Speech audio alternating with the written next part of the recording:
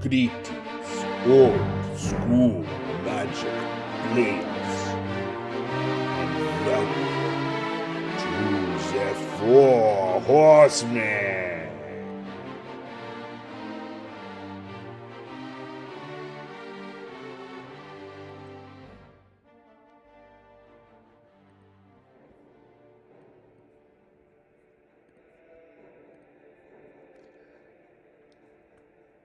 Greetings, old school magic players. Welcome to another episode of the Four Horsemen. We have a very special episode for you tonight. We are doing our Four Horsemen Old School Magic Top 8 Tournament 21 deck reviews. I'm joined here tonight by John Eckelberry and Tim Kincaid. John and Tim, say hello. Howdy. Good evening, fellow old school magic players. Thanks for joining me, John and Tim. If you guys have been watching these videos, you've seen some of the prior matches, and we are getting ready to jump into the top 8. And so before publishing our top 8 matches, which we completed the last one today, we're doing this really cool top 8 deck reviews. Tournament 21 is running May 16th through June 22nd. It is our 21st tournament. We are turning 3 years old in July, and we celebrated the Four Horsemen 3-year birthday. And we went back to the original Wild West of the Four Horsemen, where we played our original Band of Restricted list. Four Horsemen Old School Magic is the only group that focuses exclusively on Arabian Nights, Antiquities, Legends, and the Dark. Check us out at fourhorsemenmagic.com. We took our original Band of Restricted list, integrated the dual lands and basic lands, and called this our Spice event for Wild West Tournament 21. Got our usual great prizes that John, who's with us tonight, worked up for us. We're giving these out to our semi-finalists who make top 4. And our first place winner gets our Ken Meyer Jr. Purple Moonlight Guardian Beast custom artwork, playmat, signed and numbered. Not very many of these left, and we're going to be giving another one out here in just a week or two. All right, guys, a quick look at the old original June 2022 Band of Restricted list. John, you remember this list. Tim, you weren't with us in those days, but you found us soon thereafter. And only the 4 restricted cards you see here and the set killers are still in, but a few banned lists, including the anti-cards and the looping Shahrazad. So very minimal on the Band of Restricted, and then merging that with our basic lands and dual lands, you get this Wild West Banned and Restricted that you see here. All right, guys, let's get into some of these decks. Before we get into top 8, we did a poll on our Facebook group, and we asked the members to vote on the Spice Awards. So we're going to cover the honorable mentions and also award the Spice Award. Here's a snapshot of the poll. Alex Veal, Chris Barnes, Ian Stedman, Jack Clegg, Roger Thomas, and Tim, who's with us tonight, all got votes for the Spice poll. Jack, with his Edging Kobolds deck, took the most votes with 35%, and we're going to cover these quickly. All right, guys, here's our first honorable mention, Alex Veal, Eureka. What do you guys think of this Eureka brew? I love Eureka. I think it's a really fun card, and I really think the idea of plopping down some of those legends with the Eureka is pretty decent. I like it. I second that. Anything with Eureka screams fun. So you're going to get a spice vote when you're playing Eureka decks and lots of cool legends. Yes, the legends in here, Solkanar, Tetsuo, Nicole Bolas, and Bartil Runex. All of these legends are powerhouse. We don't get to see a lot of those guys. Living Plane, Book of Ross, Mirror Universe, Urnham Gens, Mana Drains, Robots, Sylvan. This deck is solid. It did make top 16, so this was definitely one of the better decks and very, very spicy. Next up, Chris Barnes with Herbert's Disappointment. Crash! Where are the popsicles? Anyway, I don't know if that's a Family Guy. Allude to Family Guy and Herbert from that, but I love the deck name, Chris. I don't know if that's a funny name. I'm not sure what the disappointment part is. I'm not very disappointed when I look at your deck. It looks pretty fun. Yeah, red green is solid. Blood Moon. Look at all the removal, all the artifact removal, and Pixies, Scavenger Cult. And then, efficient creatures and some burn and some nice card draw too. Even some life gain and fissures. Wow. There's really no bad cards in this deck. Like it's all good. Yeah, it's so solid. Red green making a showing in almost every tournament we have. And yeah, this is such a solid brew. Really cool, spicy red green. The killer bees are also pretty great. Like that's an underplayed card in Four Horsemen, and Moat is a thing in the Wild Wild West. So really smart inclusions and just all around great brew by Chris Barnes. Okay, this deck I dropped in as a bonus deck. Chris Holzenbach, one of our Aussie players, I just thought that this deck was fantastic. He missed top 16 by just a couple of points, and I just thought this was such a great, solid Wild West Robots Blue deck. What do you guys think of this? Yeah, I mean it's super solid. We saw Blue Robots decks do really well in the early tournaments, and I would expect this to do very well too. I'm actually kind of surprised he didn't make top 8 with it. Yeah, I was as well. Yeah, he can lean on the Ivory Tower and the mana drains, boomerangs early, and then he's got the Abyss, which is great with robots. It's pretty strong looking. Yeah, I like the main deck Hercules Recalls too, because that's a card that can be offense and defense, can pop your Triskelions back, can pop your Tetravus back, and he's doubling down on the Jaloom Tomes and Transmute. He's even got the Rocket Launcher in there, and we saw Rocket Launcher kick some major tail in Tournament 20, taking down first place with Derek's Rocket Launcher deck almost. So we also saw Virgilio win at first place with Rocket Launcher as well. So really cool to see this brew. Amnesia's in the sideboard. I mean, I just think this is so solid. And I thought we'd see a ton of these types of decks, which is why I wanted to flash this. But all the players were ready. Everybody was ready with Artifact Hate and Speed and Aggro. So, this is a slower deck and didn't quite make the cut, but really cool brew by Chris. Surprised not to see Flash Flood in the sideboard there, but good point. Yeah, I wonder if Blood Moon impacted him. But as John and I have commentated on in many other matches, we see that Blood Moon just doesn't stop robots. It may slow it down, but it won't stop it when you got all those islands. All right, next deck. Tim Stedman, the Angry White Guy, version 2. Ian ran a version of this in Tournament 20, and he tweaked it for Tournament 21. Ian did not lean into the mana drains and strip mines and all that. In fact, he forgot to include his lands, really. Well, there they are. They're kind of over there in the right-hand corner, but he didn't lean in on Mishra's Factories or strip mines or Mishra's Workshops. Just focus. Yeah, but he's got flying ornithopters that get pumped by his enchantment, so I dig it. Yeah. I mean, how often have we seen Ornithopter make a showing in Four Horsemen? Like almost never. Like we don't see a ton of White Weenie, mostly because a lot of the stronger weenies have been stripped out, when you take ABU away. Yeah. And where we normally see it is paired with red in tax edge builds, and there will be a whole ton of 1-drops. But I really like that this is going in a different direction. It really leans into the Archaeologist, and it's got the kind of cool combo with the what are these guys? They're not Brothers of Coilus. What is that card called? Martyr of Coilus. Martyr of Coilus. Yeah. Yeah. And so, I think that this is really cool.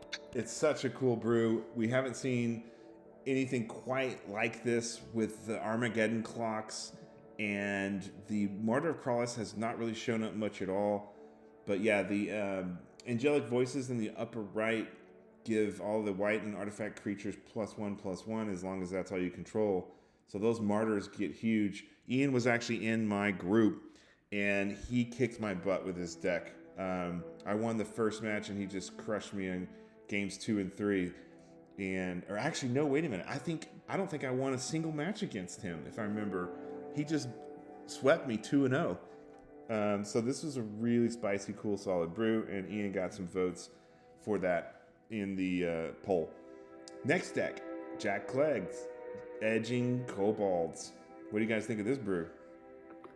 Nobody's really played kobolds. It's pretty cool. And also, I was just talking about tax edge decks where they lean into a lot of 1-drops, but this goes a step further, and it's just got a bunch of 0-drops, right? Which is pretty fun.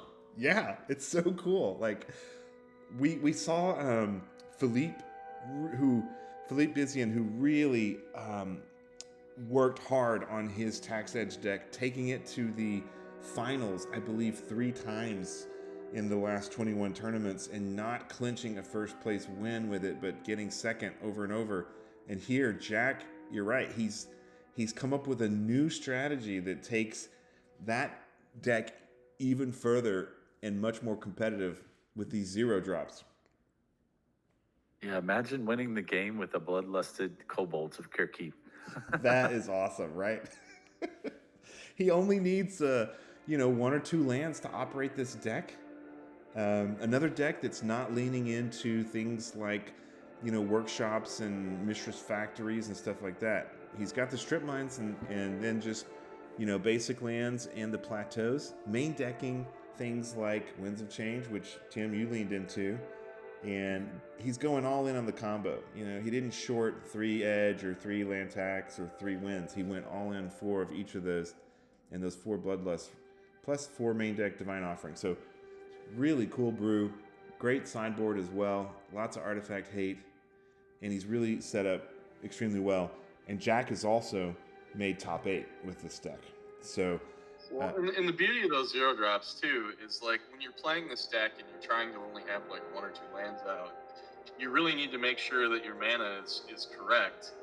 And we've seen matches, several with Philippe, but other players too. I've run this deck a few times too, where you get the opposite color that you need, and you really kind of get stuck.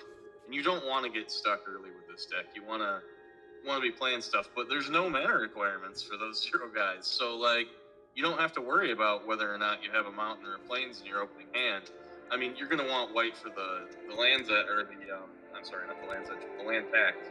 But you don't really have to worry about fixing for the guys that don't cost anything. Yeah, this is such a great brew, and it's no surprise that Jack has been able to make it into top 8. Jack and I also did some deck testing when we were testing out a few ideas. I played some red-green, some red-blue-green. I played some robots decks. And this deck was extremely well-rounded and robust against, the top 2 or 3 deck themes. And he honed it a little bit, focused it, and man, he's made it all the way to the top 8. And he got the most votes for the Spice poll. So Jack takes the Spice Award with Edging Kobolds. Phil and I have tried just about every 1 and 2 drop that you possibly can use in that shell.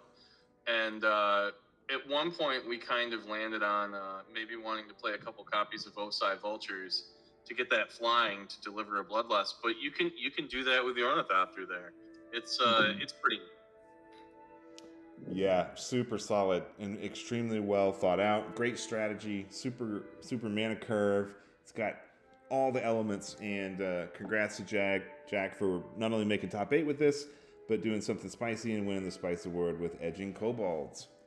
Next deck, Roger Thomas, Robots, Rockets, Maroof. What do you guys think? Is this another Spice vote? Yes, Roger got a couple of Spice votes. He didn't win, but Roger's always doing out of the box, out of left field decks, and he loves Antiquities and has a lot of Antiquities cards. He does not prefer to play with proxies, although he's done it time to time. And so he's always been trying to brew, kind of interesting decks where he has all the real cards. I like how many different artifacts he's running. Like, he's really trying to, have several different silver bullets to lean into all that mana that he can make from the Tron lands. It's I like it. Yeah, anything that's just straight colorless is definitely spicy. It may seem like it's kind of bland at first, but it's definitely spicy. Yeah, this deck, it's just got so much going on for it. Like I mentioned earlier, we saw Tournament 20 and Tournament 19, the rocket launcher was really showing up. And when you've got these Tron lands, the Urza's lands, the Urza's Tower and the Mine and the Power Plant, you can really power out a ton of mana once you get that going. The one card I'm surprised he didn't run is Tano's Coffin, which is just so strong with the Triskelion and the Tetravis. Yeah, he doesn't have the Coffin, but he has a really cool card that I've liked to imagine trying to brew around in the past. I haven't, but I've thought about it, and that's the Obelisk of Undoing. He's got one of those, and it can just return a permanent he controls back to his hand. So it is expensive. I think it's like 6 mana or quite a bit to activate, but being able to reuse that and rebounce your rocket launchers before they're sacrificed or any of those artifact guys, that's a pretty cool include with all the Tron mana. Yeah, very cool. The Obelisk of Undoing. I would take a guess that the reason Roger doesn't have Thomas Coffin, he probably doesn't own a couple copies of that. That's probably why it's missing. But he's got Serpent Generator up there, and he's got Aladdin's Ring and a couple of Ring of Maroof where he can go and grab whatever he needs from his sideboard, including he's got Armageddon Clocks there and Millstones. Serpent Generator's way cooler than Thomas's Coffin. That's right.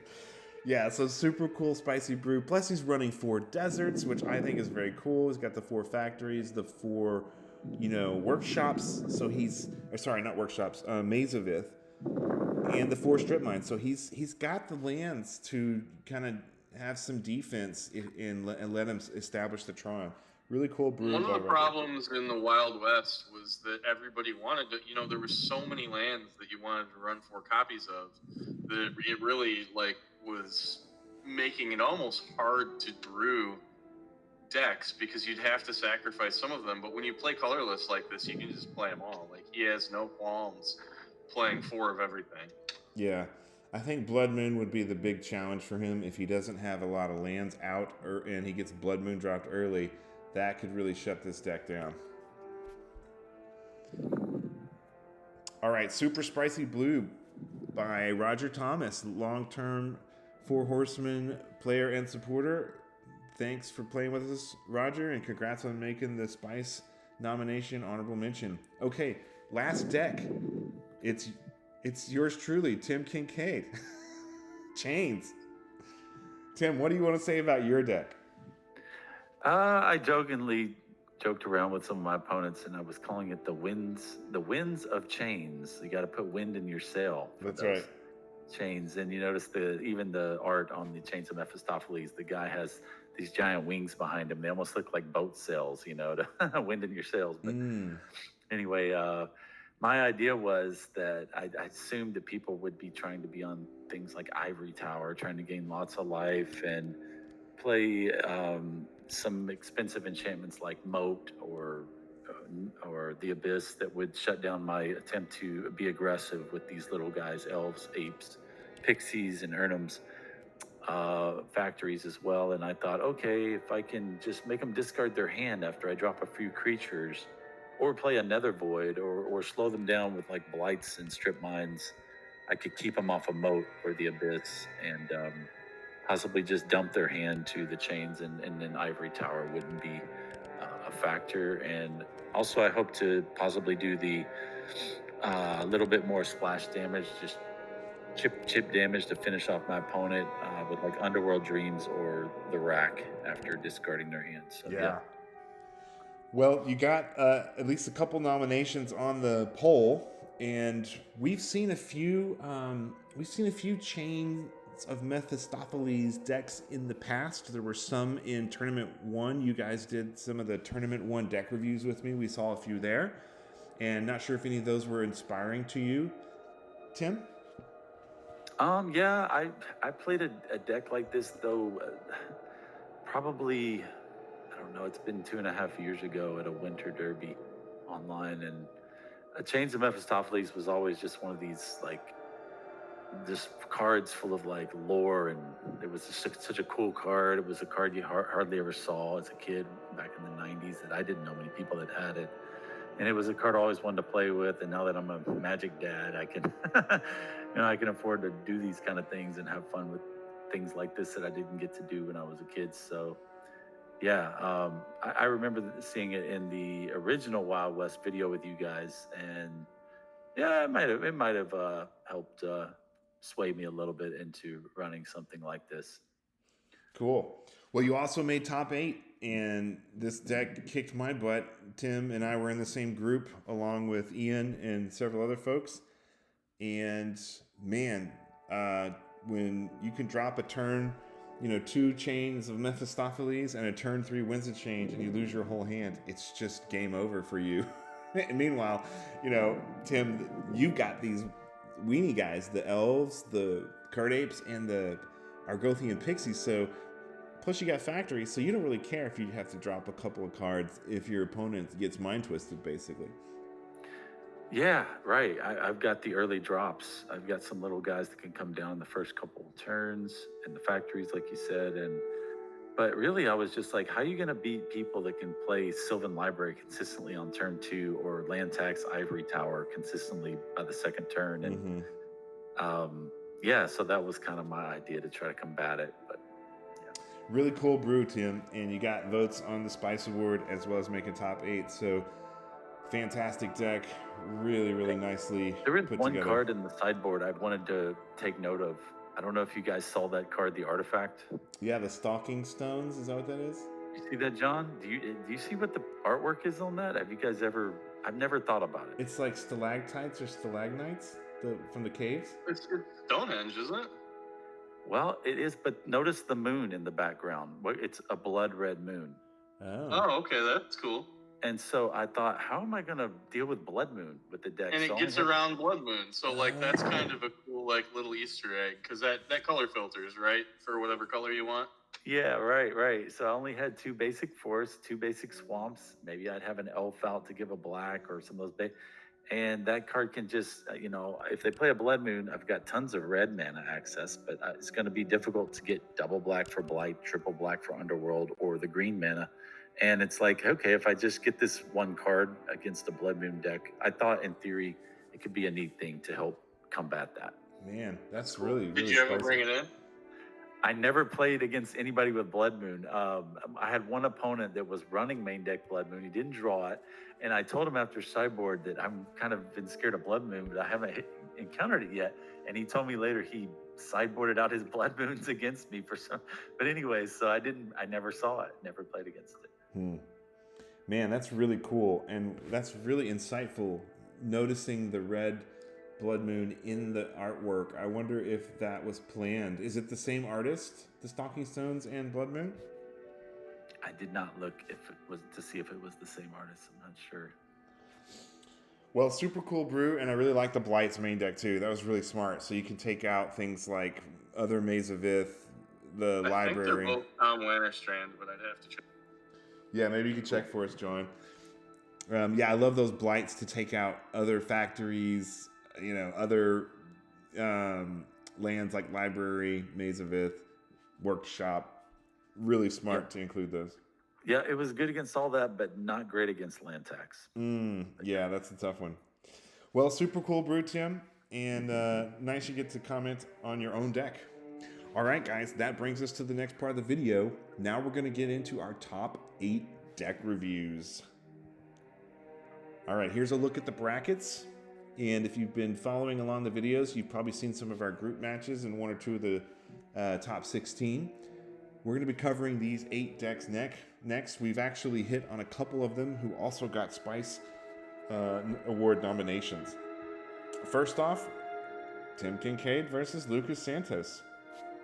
The deck we just covered, Chains, or what did you call it? Winds of Chains? Winds of Chains. Yeah. Versus Underworld Prison. And since we've already covered your deck, Tim, let's get into Lucas's Underworld Prison deck. Man, is this deck solid. Love this brew. What do you guys think? He whipped me with this deck. It's a good deck. I mean, it's just like tons of creature removal. He's got Combat Witch, Ashes to Ashes, Obulette, Spirit Links, Moat, Abyss, the Mazes of it. It's really hard for creatures to get through, and then he has life gain with Divine Offerings. The links can be life gain on his own witches. The 4 towers with the taxes and the greed combo, and or Lola, and he's got Fountain of Youth. And I mean, and then if he doesn't win with his Underworld Dreams, he can just mill his opponent out. So yeah, this deck is really, really well thought out. And Ivory Tower has been a big problem, and it ended up being restricted down the road as John, myself, and some of the other Four Horsemen committee members were, working on getting us to a balanced format from that early ban and restricted, the early Wild Wild West. And the Ivory Tower, even though there's lots of answers for it, Crumble and Detonate and Divine Offering, it's just so oppressive, and it makes for these long games, right? You can end up having a 3-hour game, which for us family folks is a challenge. So it ended up being restricted for multiple reasons down the road, and it's showing why we had to restrict it in this brew here. Lucas has been playing with us for quite a while, and he's pretty traditionally on some kind of red-based brew. He's done all the different color pairings with it, but this is a different style of play for him, and a different style of deck, and I really like to see that, to see him come back with something like this and do really well with it.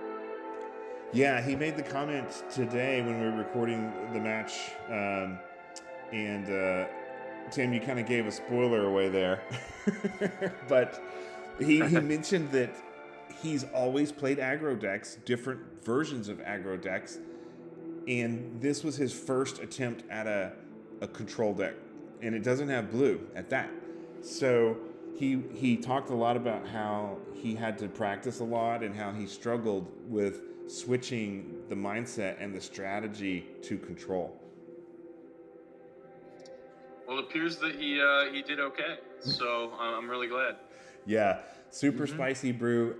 Also, there's a few cards we should point out here. The 5th card on the top row is Oubliette. That's one of the cards that you made, John, with the artwork from the Arabian Nights comic books. And then down in the left is the Hellraiser Abyss on the left-hand corner. Yeah, that's right. And we give those away to our semifinalists, so it's really cool to see those in Lucas's deck. And just solid brew, and nice job getting into top 8 with this one, Lucas.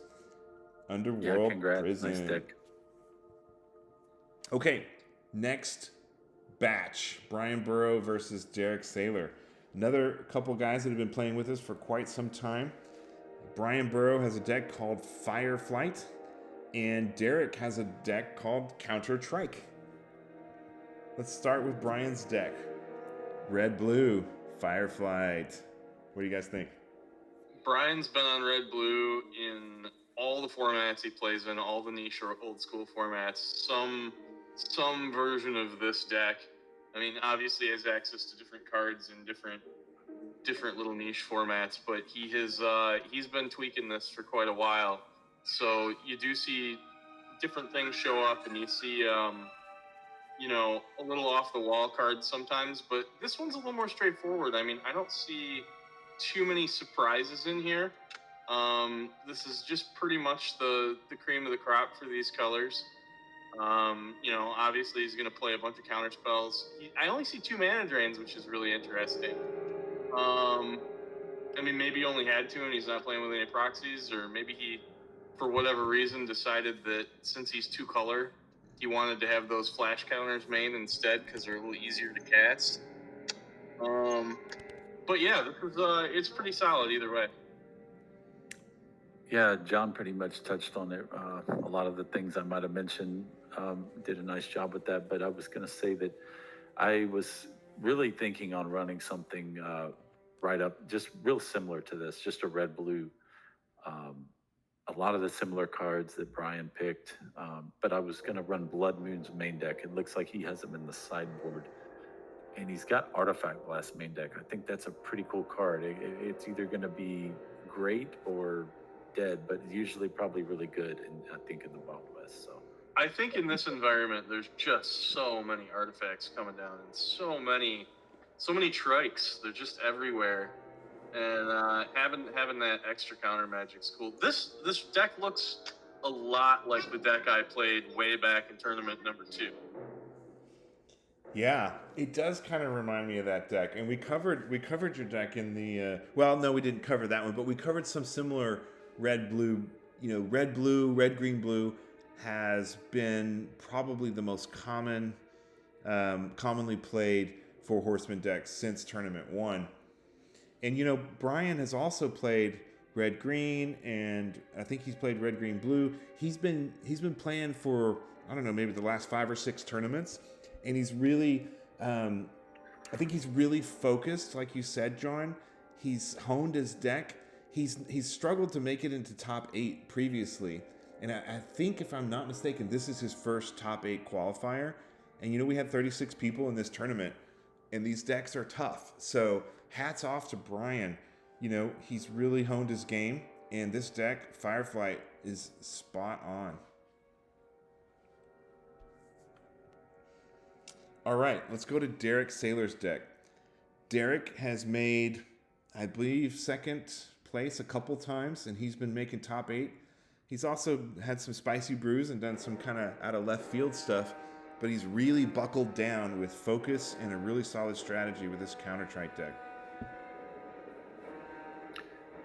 yeah, I played against Derek in the regular rounds of the tournament, earlier rounds, and yeah, he's got the reconstruction engine going with all his artifacts, and I think we saw that in one of the original Wild West, like the first tournament of the Four Horsemen. It wasn't like they were winning deck with 4 reconstruction or something, so we know it was pretty good, right? Yeah, reconstruction is just absolutely killer, particularly with Triskelion. Yeah, or you kill that Tanos' coffin and he can get that back too. But yeah, being able to recur your trikes in coffin and keep the combo late game of trike coffin is pretty stellar with those 4 reconstructions.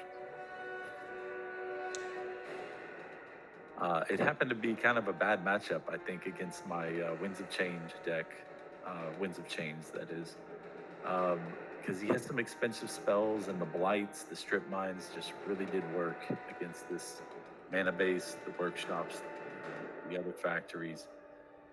Between my Blight and Strip Mine and my early guys, I don't know. I think he had a trouble even sitting on a mana drain against me, because I just played Curt Apes and Pixies or Elves, and then attack with factories. And I don't think he had 4 Strip Mines, but for those early guys, it was like he needed to get down and earn them or a Ghost Ship, I think, to block. And I pretty much just kept them off 4 men. I may have even played a Nether Void one game after like blighting and strip mining. So it was a tough matchup, but the deck is really cool. He's even got an Enchant World. I forget what that is. That in the Eyes of Chaos or something to blow up maybe other Enchant Worlds? In the upper right-hand corner there by the Felon's Cave? Yeah. Is that what that is? In the Eye of Chaos? I think that's right. Yeah, it like doubles the cost of, I don't know. I'd have to look it up. It doubles like the cost of something, right? Is it instant? Yeah, I think all instants, yeah. Yeah, it's interesting he's playing that. I mean, you need an answer for the Abyss or other Enchant Worlds. And so he's at least got that, and he's also got the 2 Desert Twisters. So he's got three main deck answers for potential enchant worlds, which is smart. I just wanted to point out along the bottom, Derek has made his own lands for the Legends set. The four that are to the right of the tropical islands are islands, which he did a Legends Islands. You can see it looks like an island at night with a ship there. And then the three on the right are forests. So he is running 8 blue mana sources and 3 non-basic forests there. But he has a lot of double blue in his deck between the mana drains and the ghost ships, which that was the first thing I noticed in this deck. He's only got 23 lands and he's got 8 double blue spells, and I was kind of like, man, that seems like that's going to be really tough to get double blue, especially if you get Bloodman. Triple blue to regenerate the ghost ship. Not that comes up as often as it probably could, but it's a nice option to have. There's so many mono blue decks running around, and or blue X decks that run a bunch of flyers, and this isn't that, but that card is almost a weird include for this build. Like I don't know. Like I don't know how good the ghost ship is here. I mean, it's a great defender, and I guess I can't really argue with the Urnums. But yeah, I don't know. It's obviously very focused. He's got a pretty clear path here, to victory, and he's got some interesting cards in his sideboard. I wonder if he ever brought in those power leeches against anybody. I was just looking at that, the power leech. That's pretty cool against a dedicated artifact with like Felwar stones, or imagine like somebody playing, what was it, the Serpent Generator? I think we saw that in one of the spicy decks earlier. I would shut down Serpent Generator. It stops Tetrabus from making tokens, and it's kind of cool. Factories now only attack for 1 instead of 2. They're not very dangerous. And the Ring of Immortals, that's a pretty cool card that I haven't seen much of. I don't know if I've seen anybody really play that other than maybe Christian Scriber one time. That's a cool. Doesn't the ring counter enchantments of some sort? Ring of the Immortals? I don't even remember what it is. I gotta look it up. Yeah, I'll look it up. I got you. I think it counters interrupts, but because of the errata, it just counters instants. Maybe I don't know. Again, one of us will have to pull it up and take a look. Yeah, I got it. It says counters target enchantment or interrupt. Oh, wow. Okay, so it can counter an enchantment. Yeah. But it can only counter spells that target a permanent under your control. So maybe like an Oubliette or a Spirit Link or something like that. Or interrupt the instant, right? Or interrupt, yeah, instant. Okay, yeah. So that's for countering mana drains and divine offerings and crumbles, boomerangs and all that. And Spirit Links, Oubliettes, that kind of stuff.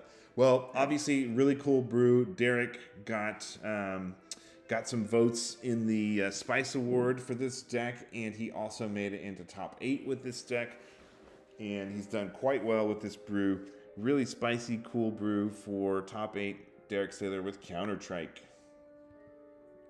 Okay, so that does it for the second batch here. For the next brackets in the top 8, we've got Francis Reisterer, aka Frankie, versus Christian Schreiber. Frankie is on an Arabian aggro deck on the right, and Christian is running Wild Wild West mono blue, which is his Invoke Prejudice Amnesia deck. So, John, you'll like this deck because surely I think Christian took inspiration from your mono blue skies in the early Four Horsemen days. I mean, I love that he's playing those big blue enchantments and big blue sorceries and things. Like, it's cool. I mean, if you can hit somebody with an amnesia at the right time, it's kind of game over. It's kind of the mind twist of the format. It's certainly harder to cast than Mind Twist, although I guess in a monocolored deck it isn't really. And you can there are certain ways to get extra mana early. That Invoke Prejudice is pretty neat too, just to see somebody running it. Yeah. All right, let's start with Frankie's deck. Frankie is new to Four Horsemen. This is his first Four Horsemen event. He found us on Instagram, and I had posted about the tournament, and he signed up. He's in Switzerland. And we've had a growing European base for Horsemen, as well as the growing Aussie guys and the Canadian crew. So it's really cool to see Frankie coming in brand new to Four Horsemen, taking his time, his first tournament event. He studied the deck photos on the website, and he put together a fantastic blue-red Arabian aggro deck. What do you guys think of this brew? Yeah, it's solid. He's playing a lot of the usual suspects. I also love that he's got a couple of the 5/5 flares as well as the smaller ones. The Serendip Gins. Those are 5/6s for 4 mana. Yeah, those are real good. And in a 2-color deck, he's got some lands to sacrifice that aren't islands, so that's nice. Obviously leaning into the mana drain, because why not? Backfire's a card we haven't seen a ton of, but it's cool to see in a shell like this. In the absence of being able to play something like Spirit Link, that kind of fills that role somewhat. I don't know how reliable he would be able to cast those ball lightnings that are in his board. I'm not sure what he brings those in against. I think they're in there for red decks that he comes up against and Blood Moon decks. So if someone plays Blood Moon... that's what I was thinking. But even then, with the basic island, it still might be tricky to cast even against a Blood Moon. But I was thinking the same thing first, like John mentioning, like, why are those in there? But then, like you said, Chad, I was thinking Blood Moon maybe. Well, he's only got 5 basic lands in his deck. Even one of his Telerias is a non-basic. And John, you ran into that earlier playing Teleria. I played a single Teleria for a really long time too, just because I had one. But it's not really better than just playing an island most of the time. Yeah, but that's a very creative way to think about Blood Moon, right? A lot of decks are playing. They're playing Flash Flood, right, to destroy the Blood Moon, but you gotta have your island untapped while the Blood Moon's being cast, and if you don't have a basic island. So he just foregoed that altogether, and it's like, hey, if I come up against a Blood Moon deck, I'm gonna slap in these ball lightnings and not worry about it. Yeah, I love the way that Francis's mana curve is so low. He's got everything, and he has 2 trikes and the 2 Serendib, the 4-drop Serendib, and 2. I guess he has 2 Azure Drakes, but everything is really streamlined. 1, 2, 3, bip, bip, bip, and then he's got the Fellwash to help him get reach for those few expensive cards.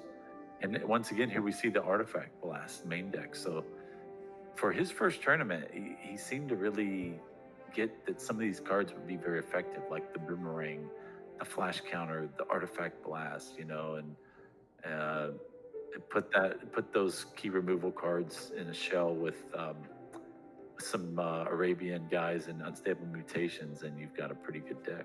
Yeah. Well, he's running very low mana that taps. I think he's running 23 lands that tap for mana, but he's got those Fellwar Stones to balance it out. And like you pointed out, he's got Flying Men, he's got Boomerangs, he's got Serendib Efreets, and he's also got Unstable Mutations. He's got that Unstable Flying Men thing that he could be doing.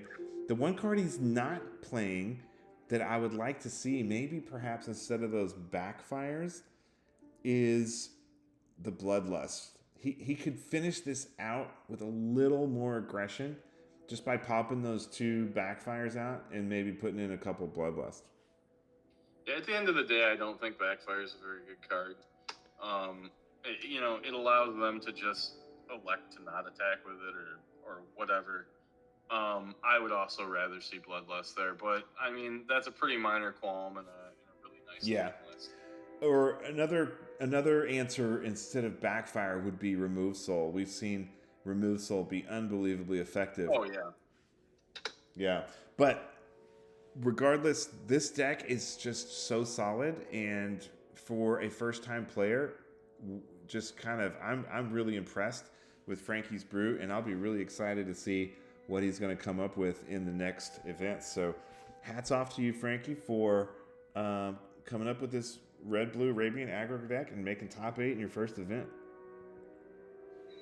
All right, now on to the mono blue Amnesia Invoke Prejudice Wild Wild West mono Is blue. this the first time all night we've seen Old Man of the Sea? Because that card's sweet. That card is solid, and man, I played some practice decks with Tim, where I literally just swapped out the what did I swap out? I think I swapped out Ivory Towers for Old Man of the Sea, and suddenly Tim's deck wasn't so great against my brew, which he crushed me with in the matches. Yeah, the old man can still get it done, right? The old man knows what he's doing.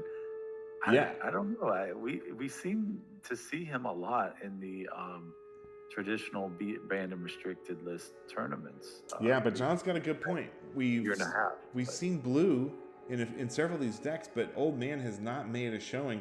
Maybe it's because everybody was looking at Moat and the Abyss and robots, and we're thinking, maybe Old Man's not that great, but he's certainly good against Arabian aggro. There's so many cards. There's just so many good blue cards in this format, and it's kind of hard to squeeze them all in. You know, Time Elemental is another one that I love. That I don't know if we've seen that in any of the other decks tonight either. But like, he's playing both of them, and you know, he's got all the cool blue silver bullets. He's got his recall. He's got a Hercules recall, which is pretty neat against all the artifact decks. Mm-hmm. And then of course he's got these Invoke Prejudice and Amnesias over here that can really put in some work. And he's not just playing single copies of those guys. I mean, look at that triple Amnesia. He wants to crush your hand. He wants to either boomerang or Time Elemental some crucial card, and then just make you discard everything. And you know, just you don't actually lose, but you kind of do. You just really despair because now you have nothing. Yeah. And this deck looks really good. I'm sorry. Oh yeah, no, it's solid. Go ahead, Tim. I wanted to just know exactly what is Invoke Prejudice. You know, I've not actually played, I don't think, ever in a tournament game against Invoke Prejudice. It's a cool card. I know it's like on one of those things where they blacked out the image so you can't see the picture on like any other Magic website, and it's like, I don't know, but anyway, it's neat to actually see it here in one of these decks, and it like makes creature countered or something if they're not a color of the certain color that he has. So what is that? If he doesn't have, if you're playing a creature that's not blue or something, because he only has blue creatures, is that how it works? Maybe I'll look it up. Which card? Let's see here. If a opponent casts a summon spell that does not match the color of one of the creatures under your control, that spell is countered unless the caster pays an additional X, where X is the casting cost. So it pretty much doubles the cost of all other dudes unless they're blue. Yeah. If he's playing against another blue deck, probably he'll just side him out and bring something else in. But against anybody else, you know, against any of these red-green decks or black or just whatever, it's going to double the cost of their guys. And so, like say a Triskelion or a Tetravus, or Going to cost 12, yeah. Because it's not the same color of the color he shares, which would be blue. Right. Yeah. Even though it's colorless, it doesn't match the color. So, oh wow! Yeah. So trikes, all your trikes cost 12 mana. That's pretty cool, Christian. Yeah. Well, and you know, he's got some cool altars up there in the top. There's 3 Azure Drakes. There's 4 Serendib Efreets. And then there's the 2 Time Elementals. He paints these himself. He's a bit of an artiste and does his own custom altars. It's interesting. It looks like he put Old Man Beard on that Serendib there. Did you guys notice that? It's like the Old Man did. Yeah. And then, of course, that Time Elemental looks really cool. But, you know, the other thing I noticed about this deck is a lot of decks splash green because of Sylvan Library. And Christian did not go that route. With the triple blue on Amnesia and the quadruple blue on Invoke Prejudice, he just steered completely away from that. He also, you know, if you're not running Sylvan Library for draw, you want to run Jaloom Tomes or something. But he's not running any draw whatsoever in this I mean, he's got Library of Alexandria. Yeah, you gotta get your That's 1 out of pretty 60. good. Well, I mean, when that card's gone, then you play those other cards, right? And I mean, I'm not saying you shouldn't play any here. I might be enticed to play a small book or something. I usually ran one in my blue deck too, but that was in an environment where I couldn't play library anymore. So it is pretty. He does have that. Yeah, every deck in here is running a library, so we ended up having to ban that card along with mode at some point because it became magic bingo. Whoever gets library wins basically. But at least there's 4 strip mines in the Wild Wild West. So if your opponent does opening hand a library, very often you have a shot at stripping it, and they only get 1 or 2 draws off of it. The other thing I wanted to say about Christian's deck before we move on to the next batch is the other thing that this deck has going for is it can do turn 3 Serendib, it can do a turn 3 Old Man, but mainly what it can do is sit back, remove soul here and there, mana drain on turn 3 once you hit your 3rd island, and you're mana draining something that costs 3 or maybe 4 on the part of your opponent. And then turn 4, you just amnesia them, and like John said, that's game usually. Yeah, that works. And then there's one thing I'm noticing: he's got the 3 Blood Moon. I was thinking mono blue. This is blue steel, but no, he's actually got Volcanics and Cities of Brass, so he can cast Blood Moon if he wants to in the sideboard. Now that is very spicy. We haven't seen that yet. Yeah, that's cool. Very cool. Smart. All right, so nice to see Christian Schreiber making top 8 with his Wild Wild West mono blue deck. Congrats, Christian. All right, for the last batch of the top 8 Four Horsemen Old School Magic Wild Wild West Tournament 21 deck previews, we're covering Jack Clegg versus Miles Stephen Brown. We talked about Jack's Edging Kobolds deck earlier in the Spice Awards nominations, so we can quickly revisit that, and then we're going to cover Miles Stevens' Arabian Aggro Red-Green deck. What do you guys want to say as your finishing comments on Jack's Edging Kobolds deck? I'll go ahead. I just think that it's really cool that not only is he the spiciest deck prize, he's also doing really well and beating people with this said spicy deck. The Kobolds and Ornithopters are getting it done somehow with these bloodlusts. So my hat's off to Jack. That's great. Well, don't forget he's got the wolves too, and a 5/1 first striking Tundra Wolf takes out literally every creature in the mix except for the Serendib Djinn, pretty much, right? Yeah. There's not a lot of first strike creatures in Four Horsemen, and Tundra Wolves is one of them. So between the Tundra Wolves and the Ornithopters and the Kobolds, he's only got 12 creatures, which feels low, but he's got the chains, he's got the Winds of Change, and he's got the Bloodlusts and the Spirit Links. Plus, he's quadrupled down on the combo, Winds of Change, Land Tax, Land's Edge. So he's doing quite well. Well, in place of, in the other versions of this that Phil and I were running, we were really trying to push the envelope on the cheap guys, and we'd really play as many as we could. We were all the way up to, I think, 16 maybe 1-drops at one point which is probably too many, but we tried to see how far we could push it. Where this goes kind of the other way, he plays the cheapest guys possible, but then he maximizes everything else. Like, you'll notice that he hasn't shaved anything. Like, he has 4 of every card that you see there. Whereas in the other builds, we would shave here and there. We would shave a copy or 2 in order to make room for, other 1-drops we were experimenting with.